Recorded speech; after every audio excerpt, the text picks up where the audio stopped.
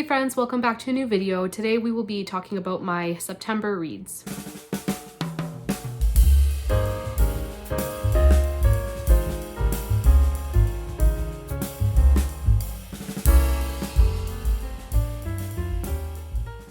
I ended up reading 12 books in September and I'm pretty happy with that number. I was sick towards the end of the month. I ended up getting COVID, but the positive side of that is I did get a lot of reading time in because I wasn't at work.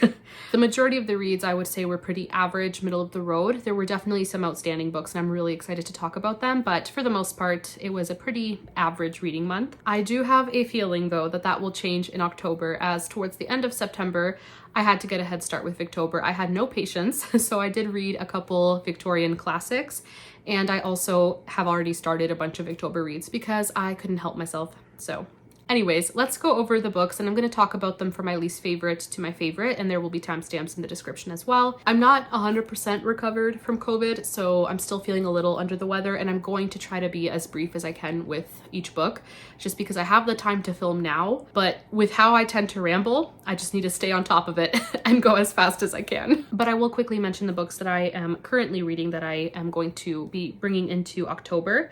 So I did start The Doctor's Wife by Mary Elizabeth Braddon, and that is the group read for Victober, and I am loving it so much. I think I'm about 15% of the way through. I also started Sylvia's Lovers by Elizabeth Gaskell, which I'm reading with a group, and I'm already really enjoying it. I'm also reading Abbey Church by Charlotte Mary Young, reading that in a group as well and loving it so much. And then there's The Sinister Mystery of the Mesmerizing Girl. This is the third book in a trilogy by Theodora Goss, and I'm almost halfway through that one as well and very much enjoying it. That one's more like Victober adjacent because it's kind of like a historical fantasy set in the Victorian era. And then I also started Emily Wilde's Map of the Otherlands and I'm enjoying that as well. So I have a lot of books going right now. It's a little nuts, but that's okay. And in October, I'm also having surgery, so for a week I won't be at work. I'll be recovering, and that gives me even more reading time, which I am so happy about. Not happy about the surgery, but I'm happy about the reading time. But anyways, let's just go ahead and dive into the books that I read in September, starting off with my lowest rated book.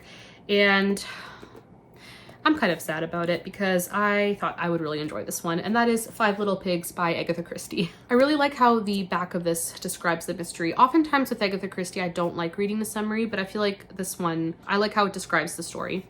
It says, beautiful Caroline Crail was convicted of poisoning her husband, but just like the nursery rhyme, there were 5 other little pigs who could have done it.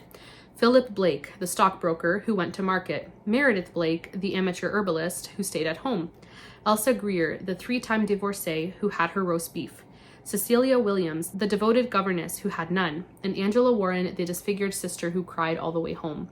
16 years later, Caroline's daughter is determined to prove her mother's innocence, and Poirot just can't get that nursery rhyme out of his head. I thought the premise was really interesting, and I liked the idea with the nursery rhyme, but this book was just a really big drag for me. It was too long. I felt the characters were extremely flat. Like I could not connect to any of them. I don't know, I didn't jive with the story and was pretty bored, and by the end I just didn't really care anymore. So this one was very middle of the road for me, very average. I just didn't feel really a strong connection to the story. I don't know, with Agatha Christie, I either really love the story or I just don't care, and this one unfortunately was a dud. Next up we have a short story collection, and that is Blood on the Tracks by Martin Edwards, or rather edited by Martin Edwards. And it's a collection of mysteries that are set around the railway. They're either set on a train, they have something to do with trains. I don't know what it is about trains, but I love stories set on a train. I love when trains are part of the story. And at some point I do want to film a video dedicated to books that are set on trains that I love. I don't know what it is about trains. I just love them. With short story collections, you're gonna have hits, you're gonna have misses, and there were definitely a lot of misses in this collection, but there are 4 stories that I really enjoyed, and they're definitely at the top of the list for me. They are The Mystery of the Felwyn Tunnel by L.T. Mead and Robert Eustace. Then there's The Mysterious Death on the Underground Railway by Baroness Orczy, and completely unrelated, but I think she's the author of The Scarlet Pimpernel. Haven't read that book, but I really want to. My second favorite in the collection was The Case of Oscar Brodsky by R. Austin Freeman, and that one was really unique. That one, we know the crime that happens, we watch it happen, we follow the criminal, and then we see everything basically from the perspective of the detectives on the case. And I just thought it was really unique and a really good story. And then my absolute favorite in the collection is The Unsolved Puzzle of the Man with No Face by Dorothy L. Sayers. I loved that one so much. It was so well written. In that one, we have a group of passengers that are on this train and they're discussing a recent murder that occurred. The passengers are all from different classes, so it's a very eclectic group of people, and I loved the dialogue so much. And then we have Lord Peter Wimsey, who's also on the train, and he is taking part in this conversation. And I haven't actually read the books from the Lord Peter Wimsey series, but this story made me even more excited too, so this was not an all-time favorite, but I love trains so much, and I am very glad that I read it. I also read Death in the Stocks by Georgette Hare. This is the first book in a series. I believe it's a series. I think it's the Inspector Handyside and Hemingway series. And I buddy read this with my friend Elizabeth, and I believe we both felt very similarly about the book. I thought it was fun. It's a middle-of-the-road mystery for me.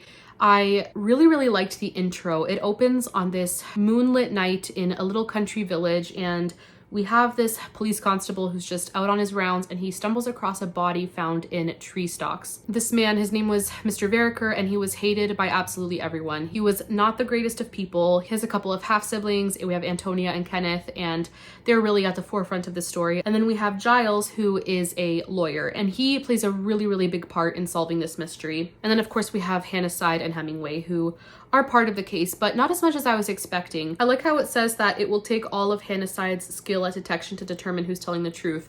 But really, it wasn't Handyside at the forefront of the case, it was Giles, the lawyer. He's really the star of the show, in my opinion. I honestly thought the story just dragged. We get a lot of the sibling dynamics, and they're both insufferable people. Just the characters were so irritating. Very unlikable people. And Georgette Hare's writing is wonderful. She's a great writer and I love her prose so much. But just as a mystery, it was not an all-time favorite. One thing I did really like about it, besides Georgette Hare's beautiful writing, was how she made me feel like I was there. She has such a great way of making the atmosphere of the book feel so tangible. And there was also a lot of slang from the 30s, which I thought was so fun. So it felt very authentic to the time period that it's set in. I think it's set in the 30s, but I could be wrong. It may be like the late 20s.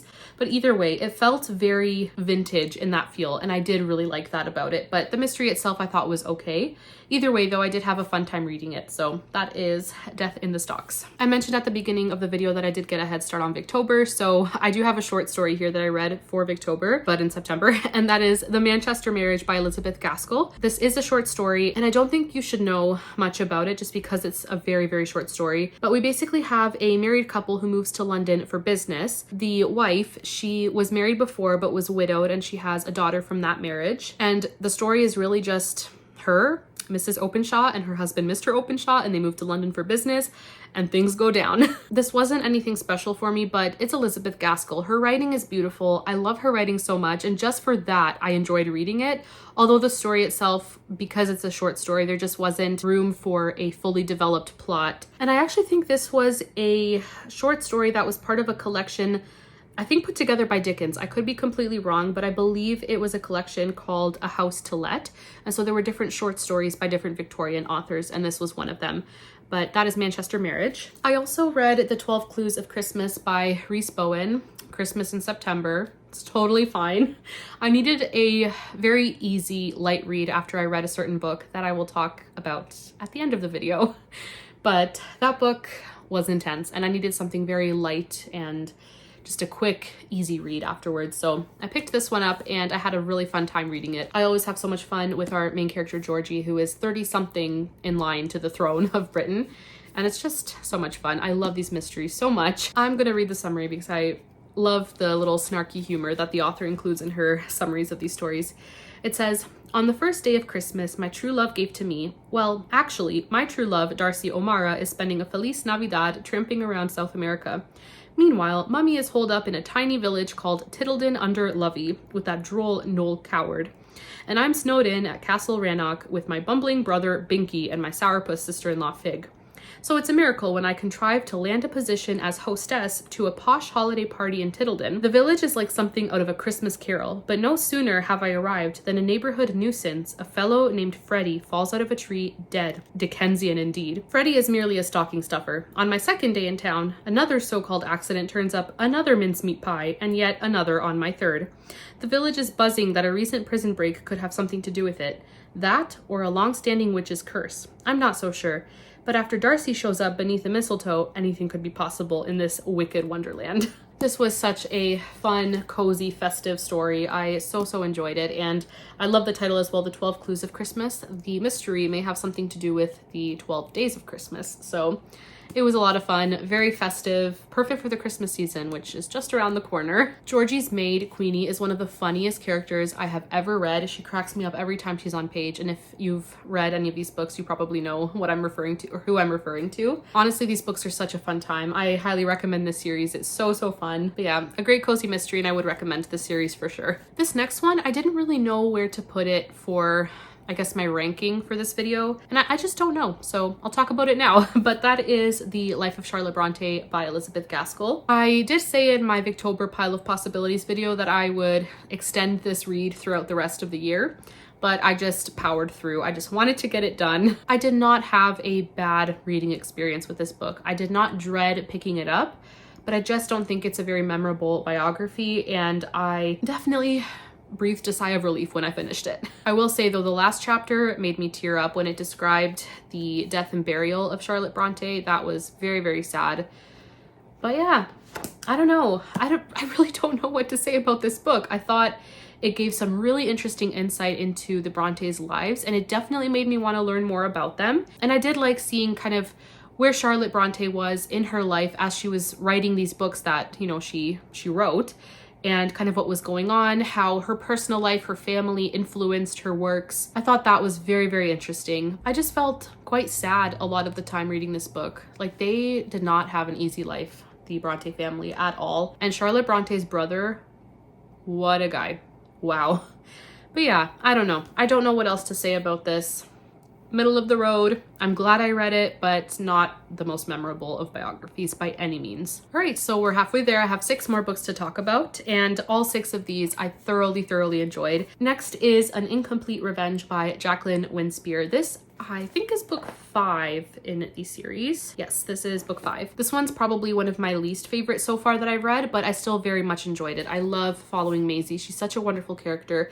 If you don't know what the Maisie Dobbs series is about, we have Maisie, who she served as a nurse during World War I, and she has a lot of trauma around that. And the majority of the series, I think, are set in the interwar years, so between World War I and II. And I really love how the author explores what it was like for basically everyone reeling from the effects of World War I, all the loss, all the death, the devastation, and then the depression, the Great Depression, and all of that. The characterization is amazing in these books. The way that the author explores grief and healing through these characters is just beautiful. I love it so much. In the midst of all of this, we have Maisie solving mysteries. She works as a private investigator, and it's just such a fun time, but also emotionally draining at times. And the author didn't write these books just for the sake of writing cozy mysteries. They're not cozy mysteries at all. They're much more hard-hitting and deal with some very important topics. I will read the summary for this one just because I feel like it brings the plot together very nicely.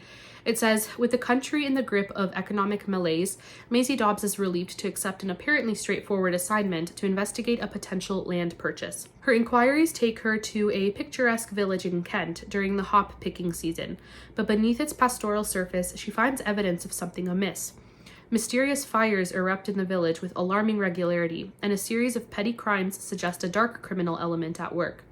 A peculiar secrecy shrouds the village, and ultimately, Maisie must draw on her finely honed skills of detection to solve one of her most intriguing cases yet. It was a really good story, and it got a lot more emotional than I was expecting.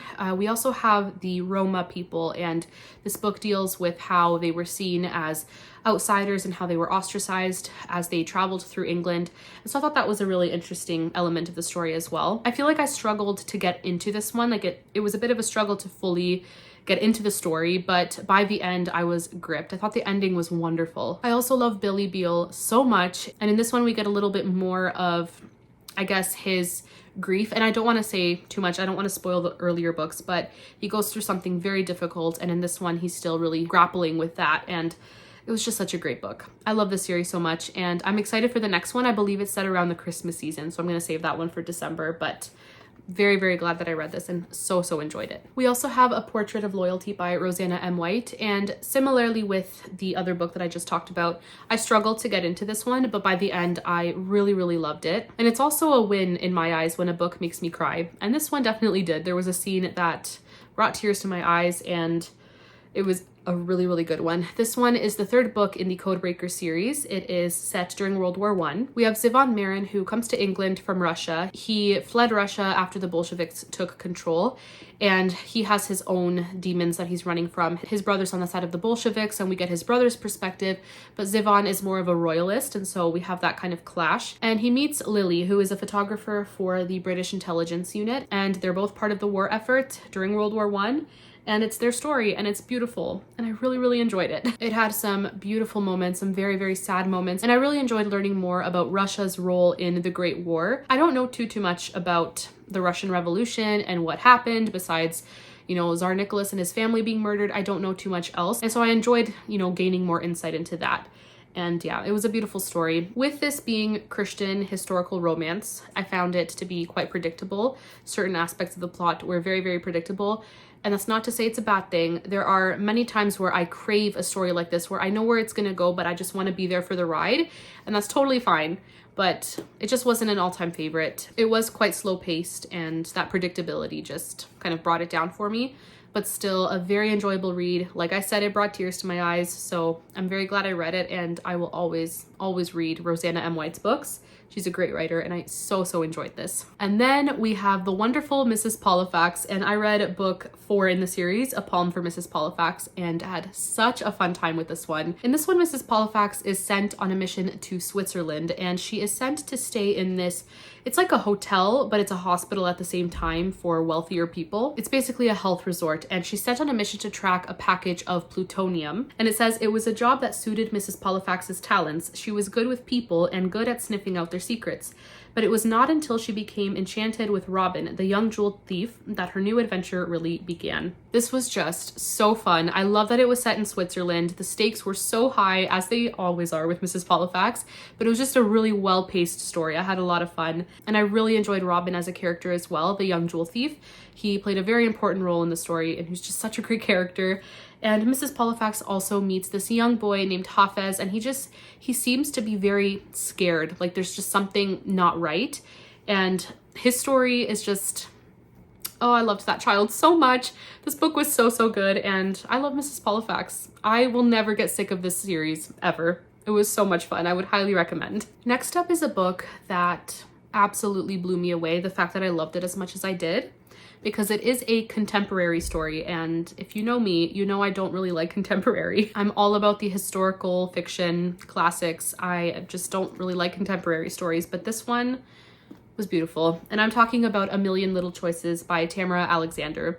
Tamara Alexander is definitely a favorite author of mine. 2 of her historical fiction series are among my favorite historical fiction books, historical romance books of all time. The Belmead Plantation series and the Belmont Mansion series, I love them so much. But this one is also set in the South, as all her books are. It's set in Georgia, but it is contemporary, and wow, where do I even begin? So we have Claire, who her marriage is on the brink of divorce. Her husband has admitted to a near affair, and it's just caused their relationship to completely spiral. He's also accepted a new job position that has led to them having to just completely uproot and move to a new state. The story is really about their relationship, their healing, their relationship with God. Her husband also ends up buying this house for them in Atlanta, and it's this old southern mansion that has a lot of its own secrets to hide.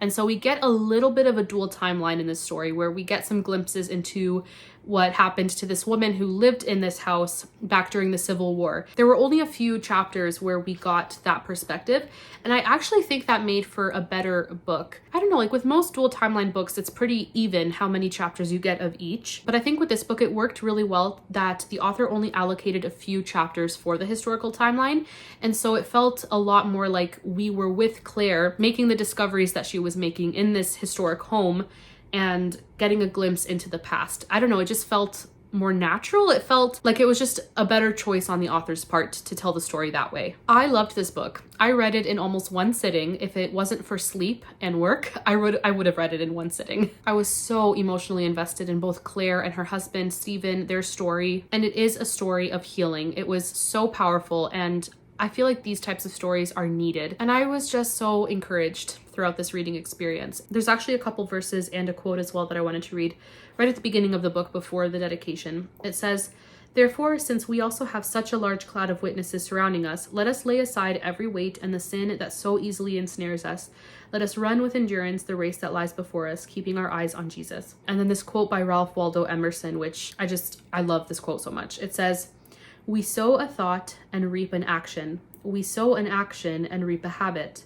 We sow a habit and reap a lifestyle. We sow a lifestyle and reap a character.